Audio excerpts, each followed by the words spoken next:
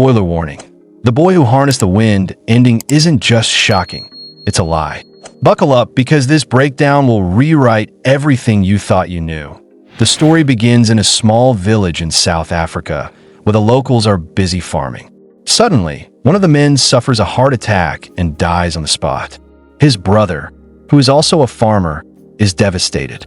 After the villagers perform all the funeral rituals, the farmer returns home to his wife, daughter, and son. His son, William, is exceptionally intelligent and has a passion for repairing radios. He often fixes radios for his friends and neighbors at school. The principal warns the students that anyone who hasn't paid their tuition will be expelled. William is worried because his father hasn't been able to pay his fees due to their poor financial situation. Even his class teacher, who secretly likes William's sister, tells him to arrange the money soon or risk being expelled. William wants to continue his studies, but his mother prefers that he help in the fields instead. One night, when he asks his mother for oil to light a lamp so he can study, she refuses, saying the oil is only for household chores. The next day, William goes to the junkyard and finds a lamp and a battery. He decides to use them to make his own study light. Meanwhile, some men visit the village offering money in exchange for cutting down trees from the farmers' fields. The village head refuses, warning that the trees protect the land from floods. But due to poverty, most farmers, including William's father, sign the agreement, and the trees are cut down. That night, William asks his father for money to pay his school fees, but his father says he must wait until the next harvest. The following day, William notices his teacher's bicycle has a headlight that works without batteries. Curious, he learns that it runs on a dynamo. When he reaches school, he is expelled along with all the other students who haven't paid their fees. Heartbroken, he returns home. Soon after, heavy rain floods his father's fields and destroys the crops, leaving the family with little food. His father tries to seek help from a friend, but he is warned that a drought is coming and that the little money he has should be saved. As summer arrives, the land dries up completely. William goes back to the junkyard and finds 2 dead batteries. He decides to repair them so he can power a water pump he had found earlier. He sneaks into school to attend a class and later asks his teacher how a dynamo works. The teacher tells him he can make one himself by reading books in the library. But since he's expelled, he isn't allowed in. William then blackmails his teacher by threatening to reveal his relationship with his sister unless he gives him access. The teacher agrees and gets permission to use the library. William finds several books on energy and becomes excited to build his dynamo. A few days later, the president visits the village. The village chief tries to explain their problems, but the officials only scold him, revealing they only came for votes. Realizing no help would come, William's father removed the tin roof of his house and sold it for money.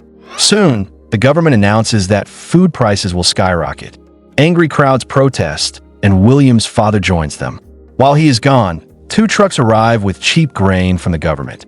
William's mother sends him to get some, but while he is gone, thieves break into their house and steal the little grain they had saved. Now the family is left with almost nothing. They decide to survive on 1 meal a day. That night, William asks his sister to borrow the dynamo from his teacher's bicycle so he can power the water pump. She doesn't reply, but the next day, William discovers she has eloped with the teacher, leaving behind the dynamo for him. William and his friends connect the dynamo to a small windmill and manage to power a radio. Excited, they gather more scrap from the junkyard. William now needs a larger windmill to power the pump, but for that, he needs his father's bicycle. He shows his father how the small windmill works, but his father dismisses it as nonsense and destroys it, forcing William to work in the fields instead. Hunger spreads across the village. William's friends start leaving, but he convinces them to stay and help him build a bigger windmill. They again approach his father for the bicycle, but he refuses. Soon after, William's grandmother dies, and even their dog dies from starvation. Broken, William cries. Seeing this, his father finally gives in and hands over his bicycle. William cuts it apart and, with the help of the villagers, builds a large windmill using logs and scrap. When the wind blows, the bicycle will spins the dynamo, charging the battery, which powers the water pump. Suddenly, water gushes into the fields. The villagers are stunned and overjoyed. Thanks to William's determination, intelligence, and hard work, the fields turn green again. His father hugs him proudly. After some time, the crops begin to grow across the village. News spreads quickly, and William's school awards him a lifetime scholarship, allowing him to continue his studies without worrying about fees. Standing atop his windmill, William looks over the lush fields with pride, knowing he changed his village forever.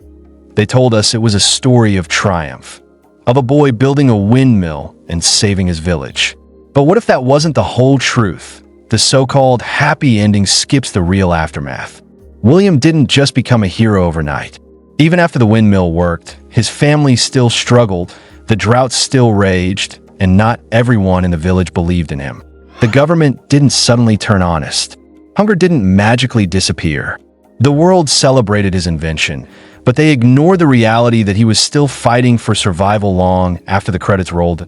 So, was it really a victory, or just the beginning of a much harder battle? Maybe the real lesson isn't that one windmill saved everything. Maybe it's that hope alone isn't enough. You have to keep fighting even after the applause fades. Think you could survive the boy who knew us the wind world? Tag a friend who'd fare miserably. Don't forget to subscribe, unless you're scared of the truth. Our next video reveals the lie the director tried to bury.